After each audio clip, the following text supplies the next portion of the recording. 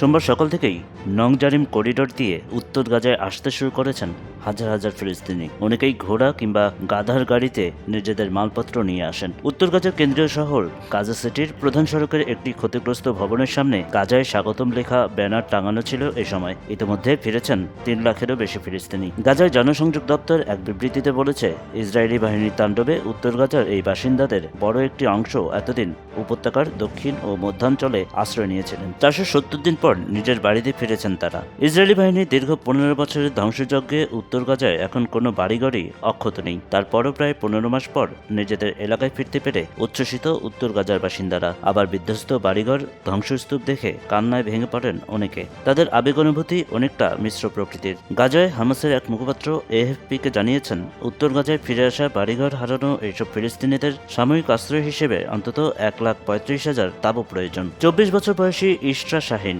গাজা সিটিতে পৌঁছানোর কিছুক্ষণ পর তিনি বলছিলেন, এটা অনেক দীর্ঘ ও ক্লান্তিকর এক যাত্রা। মাঝপথ পর্যন্ত লোকজন আনন্দেই ছিল, তারা গাইছিল ও সেরকমই কিছু করছিল, কিন্তু বাড়িতে পৌঁছাতে যত সময় লাগছিল ততই তারা হতাশ হচ্ছিল। শেষমেশ আমরা যখন গাজায় স্বাগতম লেখা এক প্রতীকের কাছে পৌঁছলাম, তখন ফিলিস্তিনি পতাকা হাতে বহু মানুষ আবার আনন্দে আত্মহারা হয়ে পড়ে। অনেকে আবার ভিন্ন পথে গাড়িতে করে গাজার উত্তরে রওনা করেন।